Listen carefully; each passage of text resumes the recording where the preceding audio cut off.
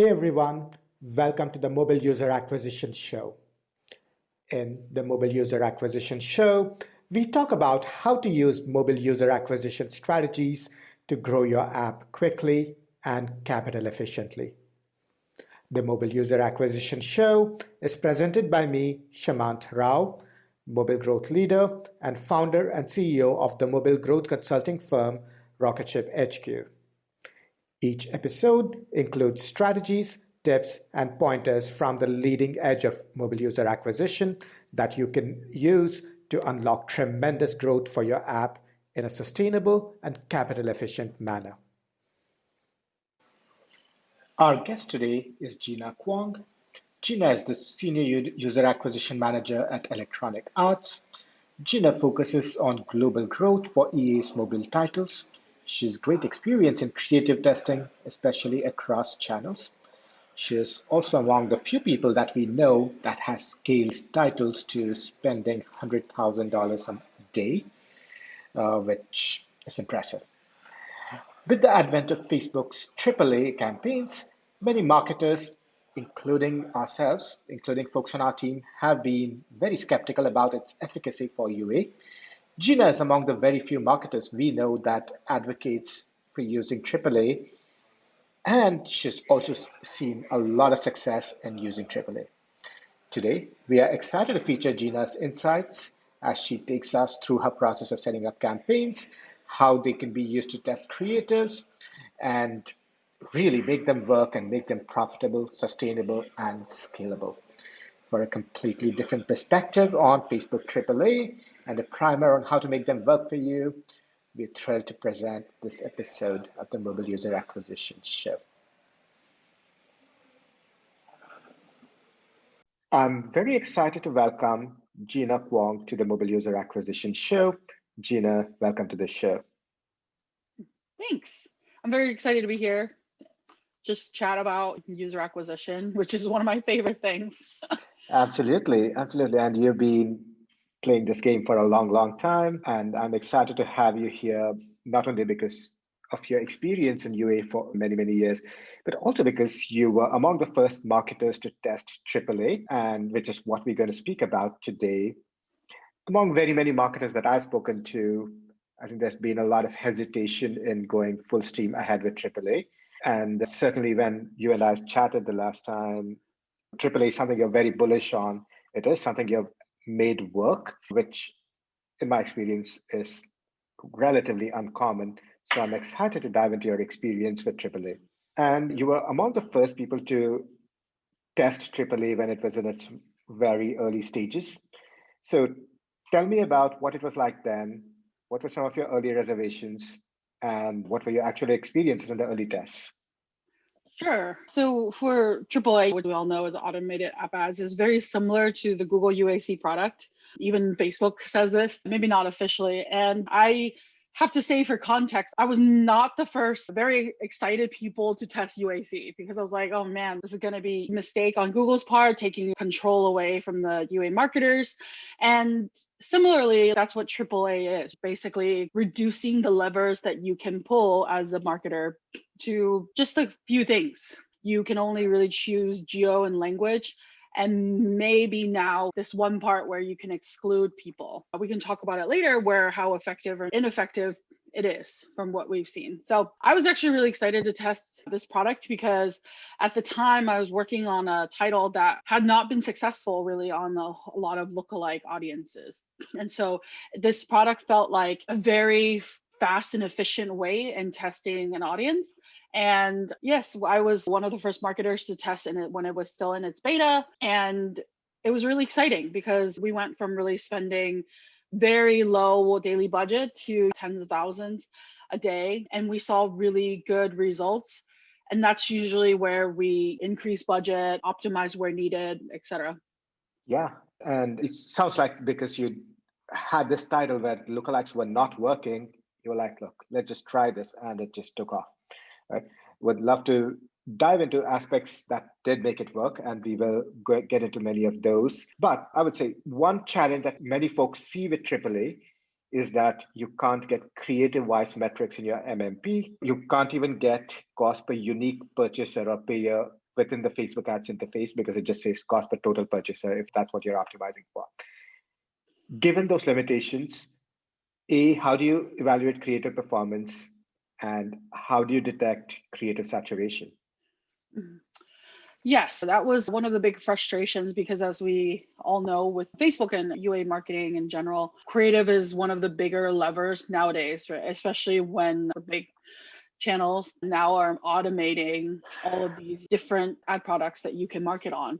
And so for AAA, yes, initially it was quite a bit of challenge. You have to rely on the Facebook UA data to optimize creatives. What I did was I used the UI to optimize based on the relative performance, not necessarily its true performance, because we know there's some discrepancies between Facebook and internal data because it's a self-attributing network. So you can download that data from the UI and optimize that way.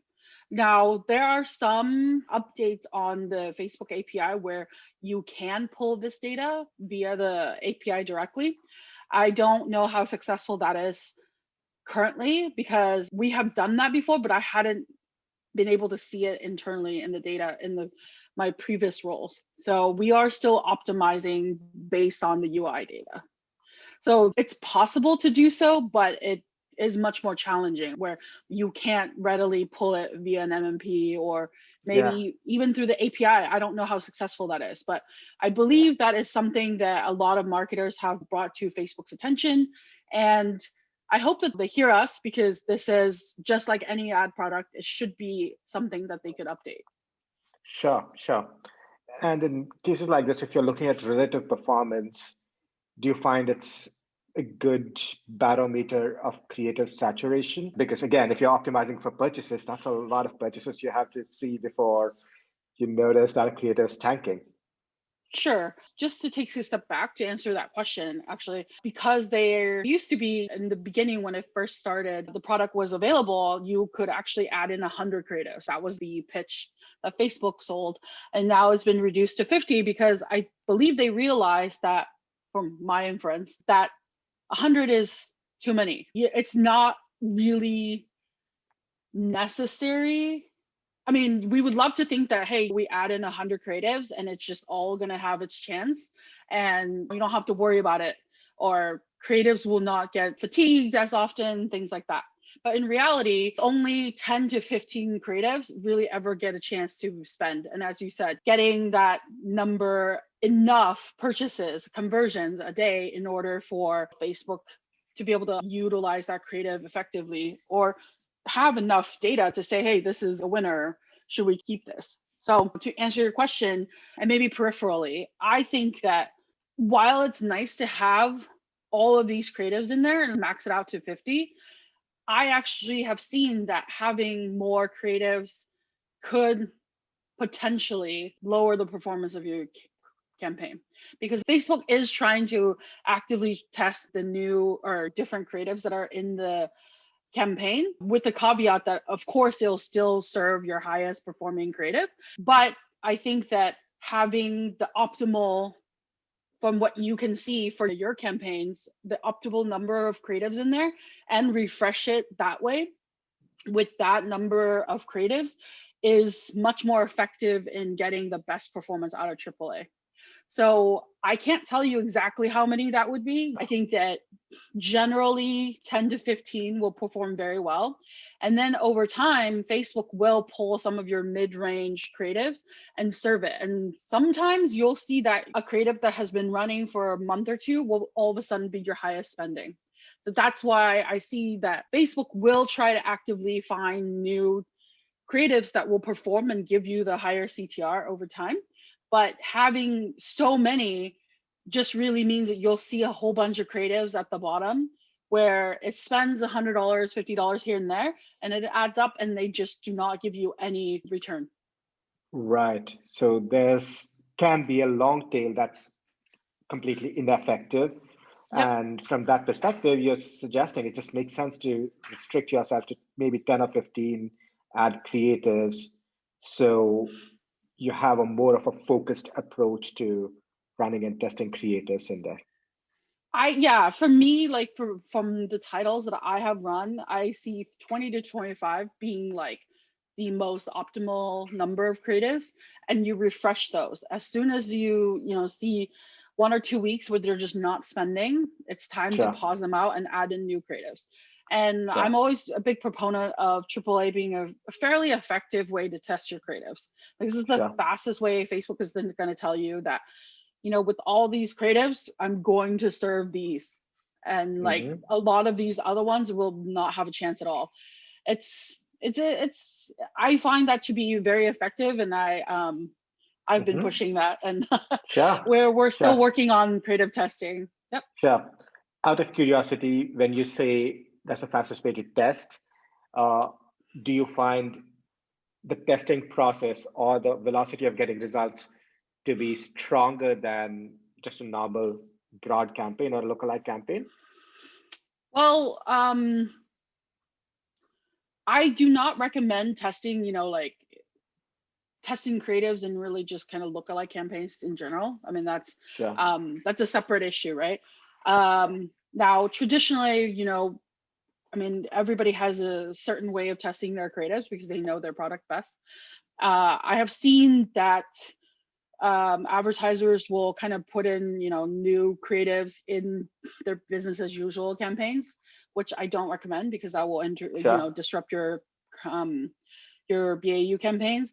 And then there are others that will test it separately, right? In its own sure, campaign, a certain geo, things like that. sure. Um, and that can get very costly very quickly because, it Yeah, depends. Some wants like at least a certain amount of pay or, spend on each creative. I don't really agree because I think that being conservative, probably over 50% of creatives that we run will never see more than like $100 of spend. I mean, sure, that's being conservative. That sure. could be much more. And so in that vein, I think that, in my opinion, AAA Yeah, campaigns would be the most effective because you throw in, like, right. let's say you have 50, in this Yeah, case, that's fine to put in 50, and Facebook will tell you very quickly which one will be um, right. which will favor. And you can't really do that in normal non Right. AAA campaigns, even like dynamic creative, ads, which is Sure. only 10. So that's why I think that Sure. it's a good way to test new creatives, especially if you're lucky enough to be, working with a creative team that can like Sure. generate a lot of creatives for you Yeah. at any given time. So you're saying if you want to test new creators and you put them in a AAA, if it's a winner, Facebook will surface them far faster than a Yep. normal campaign. Whereas in a normal campaign, there's be a lot of wait for historical creators. And even if you don't have the budget or the time to test it in its own separate campaign, even if Yeah. you put a new creative in the AAA like BAU, the new creative may not be the highest spending because obviously you still have your champion creative that has the most history. It will still be the mid-range spend Right. creative, which to Yeah. me is already a winner because the fact that Right. Facebook is saying, hey, I still want to serve this ad because it's generating conversions, it's Sure. already a winner. So it Right. really depends on the situation. And of course, there's Right. no one size fits all.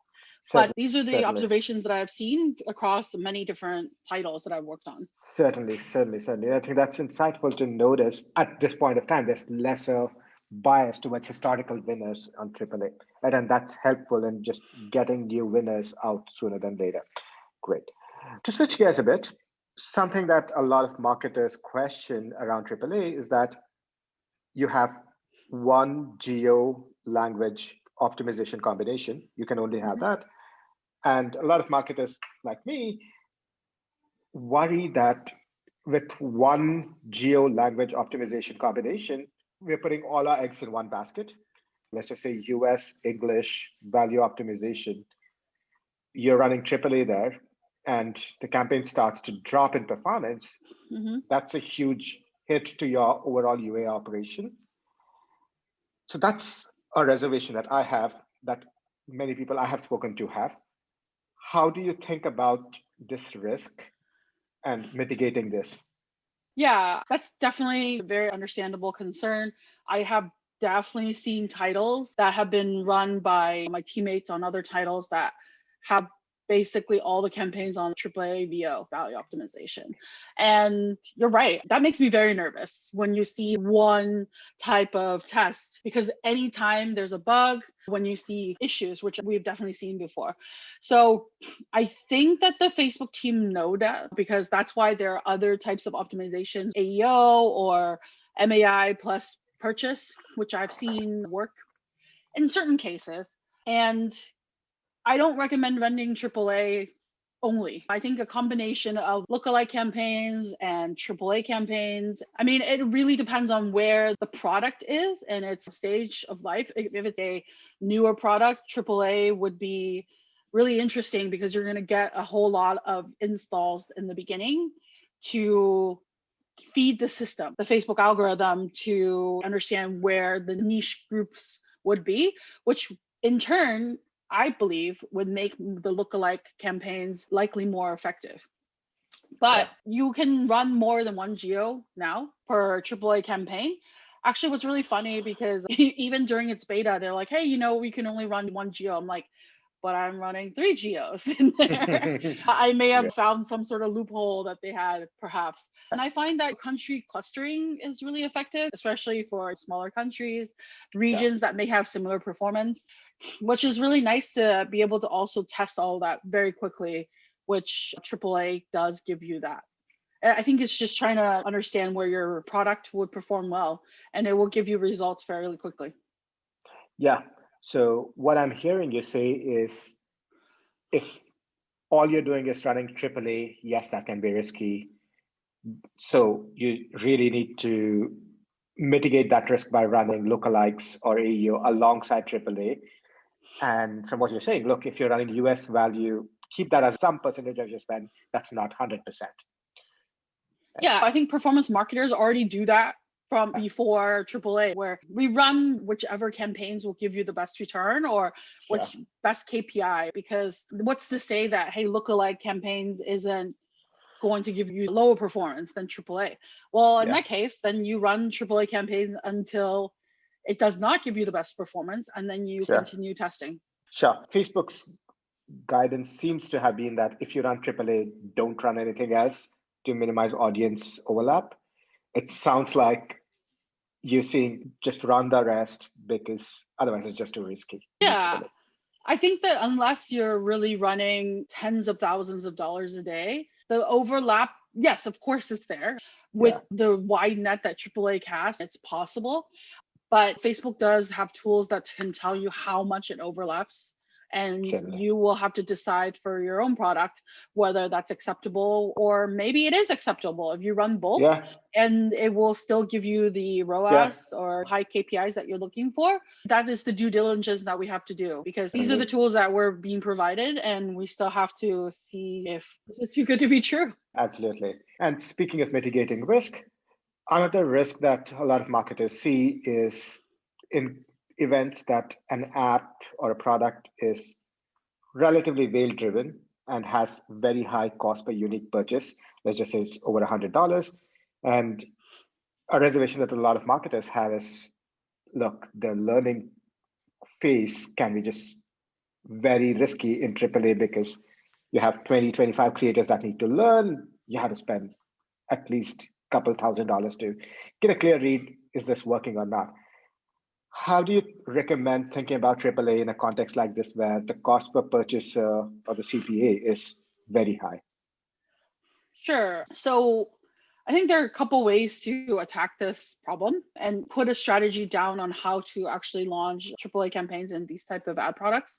Because if the cost per unique payer is what you're looking for, or the lower cost per payer, I would start with AAA with AEO, which is app event optimization, which makes the most sense. And you're right, there will be days where you're like, well, it's spending a couple $1,000 and I'm not getting any payers. And you're like, what should I do? And that will happen. You have to look at your average costs across a certain period of time that makes the most sense for your product, and see if that is better than your lookalike campaigns already. Now, another way to tackle this really is if the cost per payer is so much higher, or it's high for your product, there are other ways to optimize towards. Like there are ways to kind of go around it where you can test events that are not so far down the funnel. So you can maybe test an event that is higher in the funnel that you have more conversions of so that the algorithm can optimize towards and learn. Or if you don't have a whole lot of historical data there, run lookalike campaigns first so that you know that they have worked for you and you start there. I would like to just test them in parallel just so that it gives the campaigns the best chance to tell me which one is going to work for my product. And you set the budget properly and you will learn very, very quickly. Sure. Yeah. And that makes perfect sense in how you want to reduce the risks around some of this. And to switch gears again, I'm curious how you recommend running creative tests in a AAA context. I know you briefly talked about this, but to understand this, do you typically run these in a value or AEO campaign or a BAU campaign? What does your creative testing methodology look like in AAA? So just to give a little bit of background from what I have seen, a lot of marketers test their creative testing in an MAI, mobile app install campaign, so that they can gauge the highest IPM install per mil. And I think that it's fine. It works if you know that your creatives will beat your champion, which is not as often as we would like. That's one way to do that. And I've seen that done across a lot of different ad products, titles, etc. My recommendation, and like I mentioned before, is to put it in a AAA. And we have tested MAI versus AEO because we have requests from other team members. They want to see the highest IPM, which is fine. But in my opinion, why not test it against what you're optimizing towards? If you're optimizing towards ROAS and you have that kind of data, I think the best way to do this is to put it in a AAA and optimizing towards an AEO. Because as much as I would love to optimize towards ROAS, which is a lot of products to optimize towards, you may not get enough for the short amount of time and the low budget that you're testing. So I think AEO is the best compromise between the two. Actually, MAI plus purchase may also work. I haven't done that yet. Having that openness to test these type of campaigns and putting all the creatives you have into one campaign and set a budget and having the parameters, it will give you pretty fast results. The only caveat is that your highest creatives may not have the highest IPM. It's very normal where a lot of times your highest spending creative may not have the highest conversion because Facebook just stopped serving the other ones. So in comparison, they could have a lot higher IPM, but maybe a tenth of the spend. So understanding what your objectives are and keep testing. There's really no magic formula for all of this. This is what I've observed to be effective for us. Yeah, no, that makes a lot of sense. And like you said earlier, you're getting winners faster. It's not competing against historic ones as much. The historic ones aren't eating up all the spend in the way that it would in a normal campaign. So I think it makes a lot of sense. And there's not the bias that, an MAI winner may not win in an AEO or value. So you don't have that bias either. Yeah. And what do you recommend as the ideal structure of campaigns in a AAA context? By what that, geos or geotiers or optimization methods. How do you cluster your campaigns? How do you structure campaigns? Yeah, for a global product, I would recommend, structuring campaigns by region, depending on how they perform in that region, right? Understanding your product and what works for you. Sometimes it could just be like tier 1, tier 2, tier 3 countries where they may not be the same region. So, but grouping them together and then reviewing what works, which countries give you the best performance, and then using that data. It's almost kind of like running worldwide campaigns, and then you kind of whittled it down or recluster campaign or geos into new campaigns, basically to optimize towards the best BAU campaigns you have. And those are going to be the campaigns that you scale. Sure. So you're breaking down by LTV tiers, like high LTV geos, or maybe you're separating out US separately. Mm-hmm. Gotcha. And are you typically running all optimization types in AAA on all geo tiers? How does that typically look like? So I learned this from one of my directors, one of the best managers I've ever had, which I will not name. But he taught me that, you want to start with kind of the most broad, and then you hone into the most narrow, because if you start the other way around, there's nowhere to go if it doesn't work, right? So I would start, if it's a new product, like just the MAI with purchase, or the AEO. Sure. And just start there and see how performance work comes up.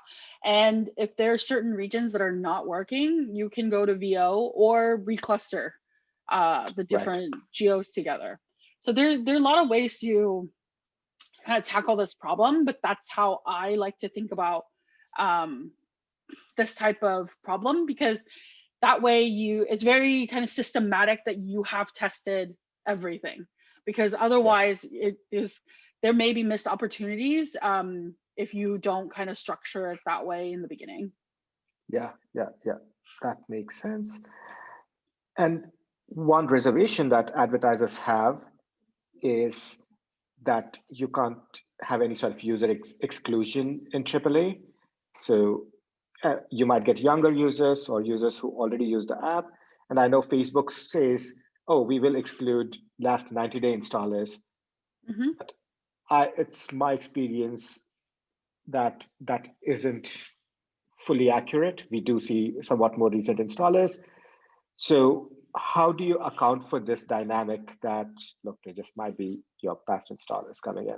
Sure, that is likely going to happen. And to be honest, even in lookalike campaigns, you will see that. I mean, I have retailers that people have worked for, or companies I've worked for, they're retargeting me to death. Mm-hmm. I've already purchased it and I'm still getting that. Maybe it's a retargeting campaign, but the ads look very similar to the ones I just clicked. So yes, as you mentioned, Facebook does have this section in connections where you can exclude people who have installed your app. And you may be still showing your ad to people that have your app already. That is unfortunately the reality of marketing, regardless of which channel, in most cases. However, Facebook algorithm is smart enough to know that if I show this ad to these people after a certain frequency and they don't click and they're not converting, it will stop, because they want your campaigns to be successful. They want to show that impression to another person that will convert, because that's how they know that you're going to spend more. Performance works better. I know that as a UA marketer, it's completely counterintuitive. I think that AAA just has that advantage because it has that lower hindrance in showing your ad to people that maybe we wouldn't have shown it again. Maybe they've lapsed, but they saw the ad, they came back, and they still converted. And that's why AAA is pretty cool product. And it has generally 40 to 60% lower CPIs than anything else. And in that way, you're getting that many more installs and the chance for them to convert, giving you the ROAS or lower cost per payer. That campaign can succeed. Sure. So you're saying because the machine learning algorithm sees so many data points in AAA and it's so much more powerful, it can locate purchases, high value purchases, far more efficiently, far more cost effectively, that even if there are some past installers, oftentimes it can make up for the past installers getting targeted. Yeah, it's possible. But again, it's case by case basis. I can only generalize. I definitely recommend that advertisers check it out. It's widely available now. I believe as of a couple months ago, there are definitely different products that still need the accounts to be whitelisted. Of course, I'm saying this at the cost of saturation for my own campaigns, but I think it's worthwhile to test, and it's a very cool thing. Yeah, we have fewer levers to pull, but it'll give you some opportunities to look at other things that perhaps can really help your campaigns, like thinking about different Sure. strategies. Yeah, absolutely. And speaking of the machine learning aspects of AAA, do you find that it's effective if there is a certain amount of budget behind it? Do you find that if below a certain threshold, probably the machine learning may not be effective? Or how do you think about that? So I'm a very conservative marketer. I don't have to be reminded that it's money we're playing with here. So I always start campaigns a few $100s. And I always find that to be fairly effective to give the campaigns a few days to a week to learn. If past that certain amount and it's still not working and you've spent 1 to 2K, then you know something is not correct. Like maybe that's not the right optimization. Maybe it needs better creatives. What are the metrics that it's failing on or Sure. not high enough on? Gotcha. So you still recommend that people start conservatively? Because I've definitely seen a lot of campaigns not work. As much as I would like to say every single one has worked, no, that's not true. I have Yeah. definitely paused campaigns after a few days because it's not giving me what I want. So I need to think about what's the next step. How am I narrowing this audience? Is the creative? Maybe it's the geo Yeah. that's just not working for Yeah. us. Like Yeah. with anything else, even though this is a tool that may be a little bit faster than what we're used Sure. to in results, we still Sure. have to do our due diligence. Certainly. And it could just be that the algorithm hit a pocket of bad inventory Mhm. and it's just giving bad performance. And so what you're advocating is just start small, even if you need a lot of data, right? You don't want to start with giving it a huge number of purchases on day one, just because that's just too risky. Right? Exactly. Yeah, and Yeah. certain geos you don't want to run AEO on. Certain geos you may want to just run VO Yeah. and maybe only English speakers or speakers Yeah. that do well for your app. There are some ways that you can make this lower risk. Certainly. So, Certainly. Yeah, I think risk mitigation, it's come up a couple of times in today's conversation. yeah. And I think that's certainly very critical to something like AAA. Of course, where there's risk, there's also opportunity. And Yep. something you've done is scale AAA campaigns to very significant levels. So, what would you say are some of the best practices for scaling with AAA? Let's just say you have a campaign or a portfolio of campaigns that's working well. What does that scaling process look like? As we've talked about, I'm very conservative when I start, but I do launch several types of campaigns for certain geos so that I learn very quickly, is it going to be AAA that's going to give me scale or is it going to be lookalike? For certain types of products, I like to run one type of optimization because I know that's going to work. And then I use that as a geo optimization. So depending on the title itself, that's how I would start with one approach and then move on from there. Then I Mhm. scale campaigns that perform well. And I'm very diligent about this. Facebook can really take changes a few times a week. So if you see campaigns that are performing well, you can scale there, launch different optimizations to test because it's proven that geo is going to give you really high KPIs. You can test Yeah. different ways to target that geo's audience. So really starting one path that you believe will work for you, scale, and then add on, which is the best way that I can talk about that approach. Sure. On a day-to-day level, does that look like, oh, we started VO on US, we're spending maybe 1,000 or 2,000 on this campaign. It's working well. Let's double this maybe twice a week. Is that typically what it looks like, or how do you think about that? So yeah, Facebook does not recommend that you increase or decrease more than 20 to 30% each time because it will reset the learning phase. So when you see Yeah, that campaign that's running 1 to 2K, it's doing well, you can increase it by 20%. And if you're looking for scale, because VO is the most expensive, I would say, of the AAAs sure. because it has the highest CPI because it's optimizing Yeah, towards finding the highest value, I would launch an AEO campaign and see what volume that gives you and what right, ROAS or what's your KPI that comes from that campaign, because then you're right, opening up your audience. So this is the right. other way to do that. And then if performance still holds, you can do an MAI with AEO and then see how that goes. I would run some lookalike campaigns with it and see how those campaigns perform. Really narrowing down the work for you for that product in AAA, and launching campaigns with the variations of that is how I would scale. That's how you go from Right. a couple thousand to maybe 10,000, 15,000 a day. Yeah, Facebook yeah. can definitely bear it. It's the running joke. Mhm, It will always mhm. spend your budget. It's up to you to figure out if it's effective. Yeah, certainly. That's the name of the game. So Mhm. what you're saying is if you have to scale, you're expanding out into different optimization types. And within each, you're increasing by maybe 20% at a time. You're probably Mhm. doing this twice or thrice a week. Yeah, I mean, if it calls for it, and we have to be very Yeah, careful with increasing, because a lot of times we get caught up in like, oh, it's really high performance, but you have to see with the increase, what are you getting? Are you yeah, getting more, yeah. or are you just spending more? A lot of UA marketers get caught up in that. And I know we're all very smart people, but it's really just being aware of what you're getting for the spend. Yeah, that makes complete sense. And with great scale comes great responsibility, as somebody has said. Yeah, Indeed. absolutely. I mean, it's a lot of money. Early in my career, I'm like, this is not play money. I have to remind myself because it's just Oh, numbers. I had this yeah, one ad network exec. He's like, yeah, I know very well it's not play money. And I was junior and I was like, yeah, yeah, you're right. It's not play money. So please stay within the budget that we ask.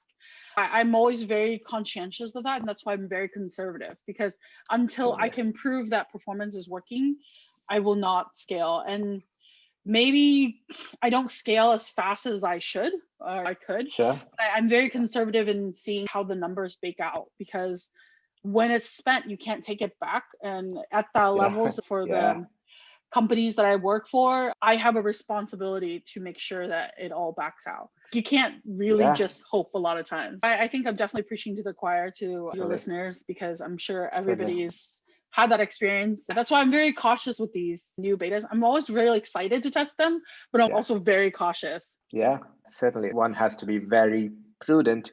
And like you said, it's not play money. I remember being very surprised in my first UA role that I was managing millions, and I was like, this is a lot Yes. of money. I am freaked out. Yeah. Yeah. Gina, this has been very instructive.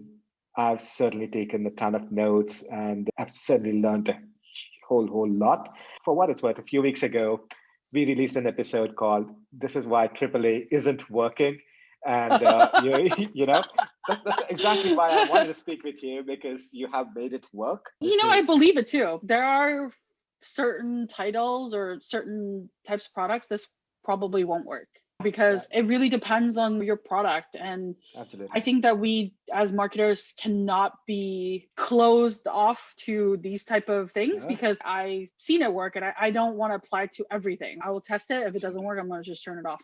And there are yeah, some titles I have turned them off because it yeah, just didn't work after a long period of time or a certainly. long period of testing. So I hope that the best practices will help, at least whether it works or not. After you go through this process, you'll know. Yeah, Then you can say yeah, definitively, because people are going to be like, certainly. oh, have you tested this? Have you tested that way?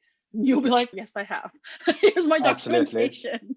It's something that I really took to heart, because I've learned from some of the great UA marketers, especially on Facebook, and I see their thought process, and I can only really continue to learn, because I don't know how much of an expert on each channel all of us are, because it's ever changing. But Certainly. I see that these people have been doing this for so long. That is the process. And you can really only Sure. do that with Yeah, any new product. And even then, I would recommend people who may have tested earlier to relaunch them again, because I think yeah, it's just gotten that much better. Just like certainly. certain Google products that may not work in the beginning, but is really killing it now. So never say never Sure. in UA. Absolutely, absolutely, Gina. Yeah, sage words, good words to wrap up our episode today. This is perhaps a good place for us to close. Before we do that, can you tell folks how they can find out more about you and everything you do? Sure, I'm on LinkedIn. I don't have a blog or anything like that. I'm happy to have one-on-one conversations. Please reach out if you have any questions. Don't know how many Gina Kwongs are on there, but I'm probably the No. only the one that works for electronic arts. I'm always happy to chat with colleagues in the industry or Sure. people who are just starting out who wants to go into this industry, because I Certainly. actually do love it that much that I'm always trying to go back to my business school and be like, hey, we have internships, come work with Yeah. me, because this career has changed my life. And I Certainly. find it to be completely relevant to the times, and it's a great career in marketing. If you love marketing, Yeah, you love numbers, it's the best intersection of both. absolutely, Gina. Thank you so much for taking the time to share your insights and wisdom with us today. And I'm excited to release this to the world very, very soon. For more tips, pointers, and strategies from the leading edge of mobile user acquisition, subscribe to our YouTube channel right here or check out our blog, rocketship.hq.com/blog.